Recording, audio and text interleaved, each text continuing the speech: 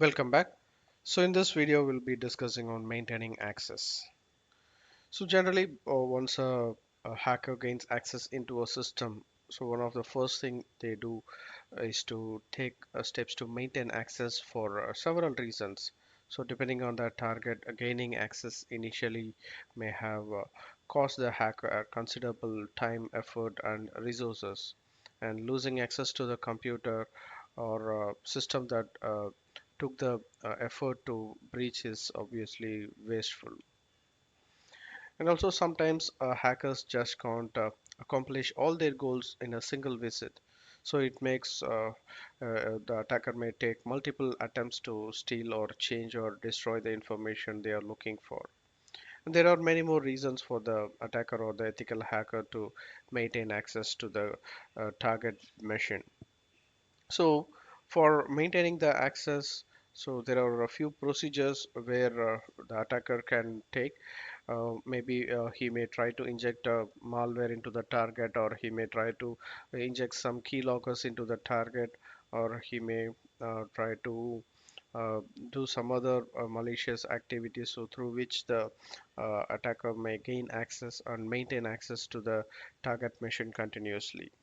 So through this demonstration, I'll also want to show you how to maintain access even after the reboot of the target machine. So we'll move on to the demonstration.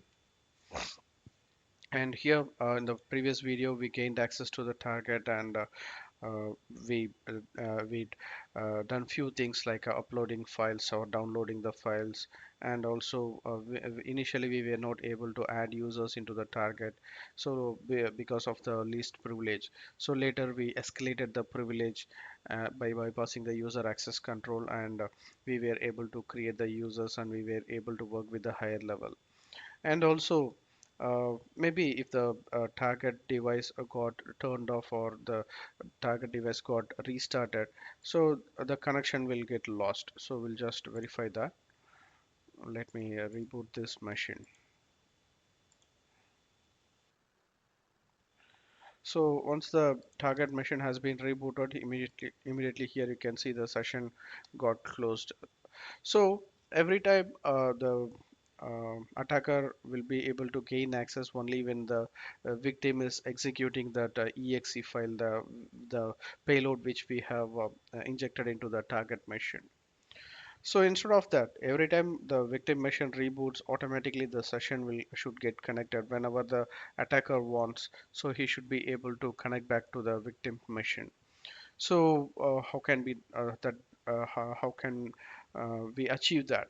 So again, in Metasploit frameworks, we have some exploits, so which can help us to maintain the persistent connection with the target machine. So for which, let me once again exploit the,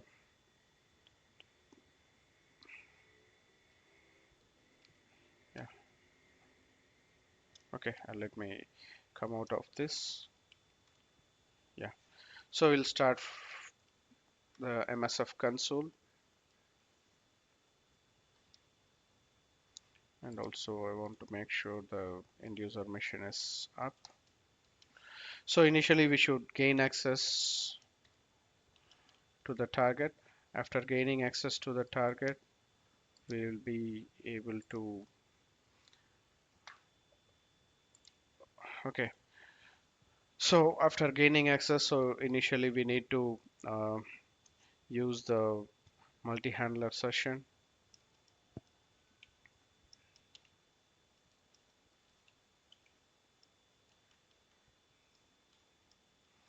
and we will set the payload.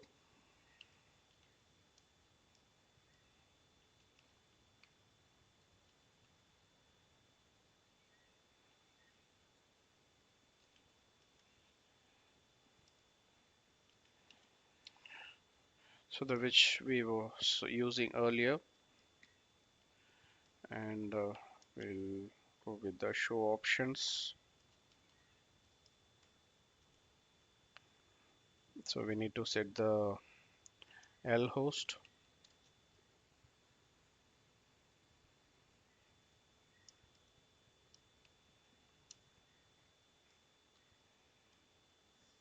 sorry.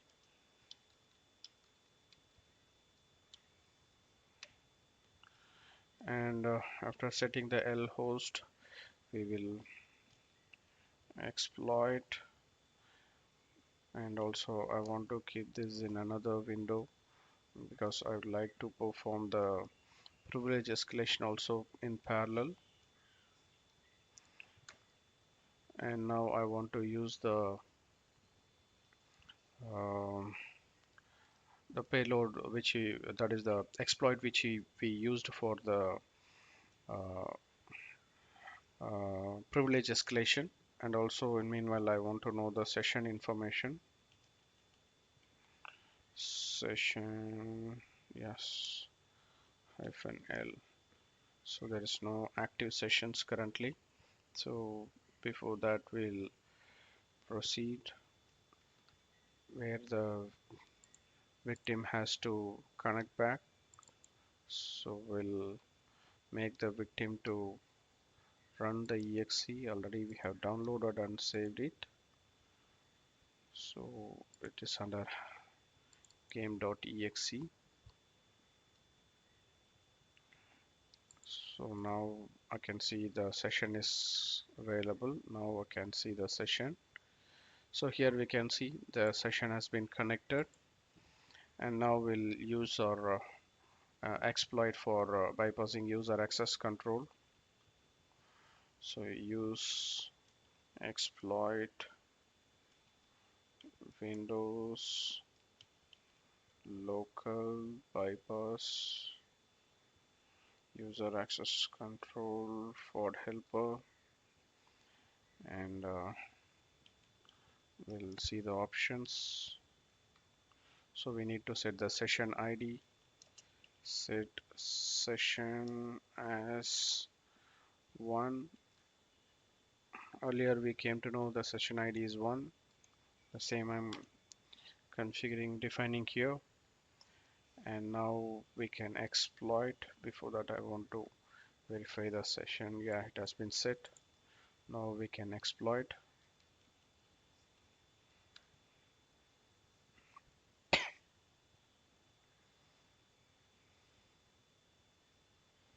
Okay, so Metapreter session 2 opened. So we'll verify the UID. Okay, so we are connected with the Windows 10 with administrator account. So now we'll proceed with further exploit for maintaining the access. So again, we'll send this session to the background, and now we can use the exploit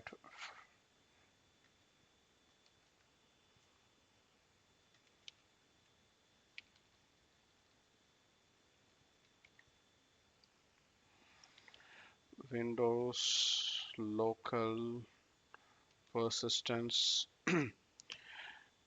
And this is basically an exploit to maintain the uh, uh, access continuously. So where the session will be a persistence, then press enter. And now we'll also have to set a few optional configurations. So type show options, and here first of all we need to set the exe name. So currently we were using the exe name game.exe, so we will set that. Set exe underscore name is game.exe, so which we were using from the previous videos. And now we'll also need to set the session.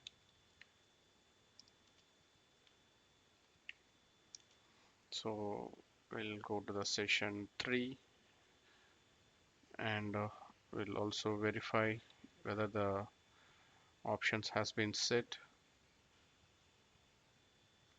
Yes, here we can see the game.exe has been set, and also the session ID has been set.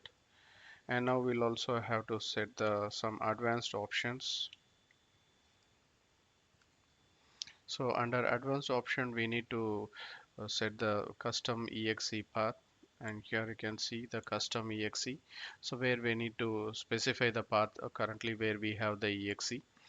So with the previous recordings, we can see that we were having our exe under the HTML game. So this is the location where we have the game.exe, and that has to be set here. Set exe and double colon custom, and we need to specify the path where we have the exe. Then press enter.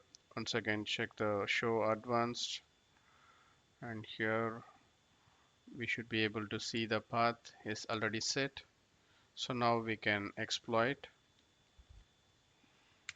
enter, and now the persistent module has been executed on the Windows 10 via session ID 3.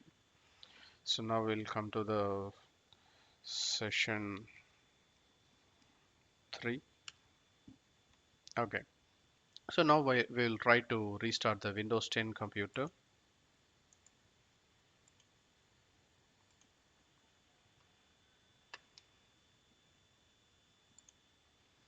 And here you can see the session is closed.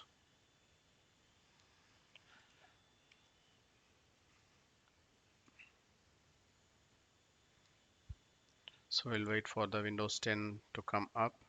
Meanwhile, we'll also start the exploit. We will exit from this. We'll start the MSF console again.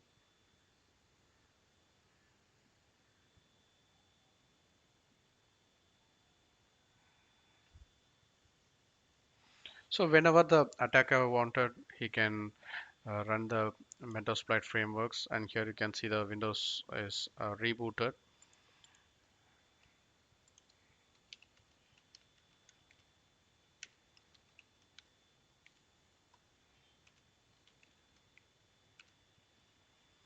Okay, so from the Windows 10, I'm not doing anything.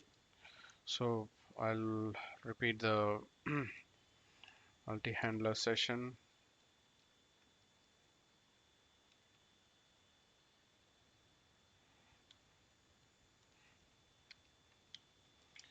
Set lhost 10.10.10.7, which is my Kali machine's IP.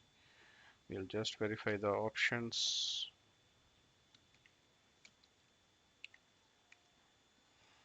So now we can exploit. So earlier we used to go to the victim machine and we executed the exe manually, but here after reboot, since we have injected the uh, persistent module into the target, so whenever the victim machine restarts, so whenever the attacker need to connect back to the victim's machine, so he can straight away exploit and he can connect back to the victim machine. We can check the host name. We'll go to the shell, host name, and we are connected back to the Windows 10 computer. So this is how we can perform the exploiting for maintaining the access. And that's all for this demonstration. So we'll discuss the remaining topics in the upcoming videos. Until then, bye bye.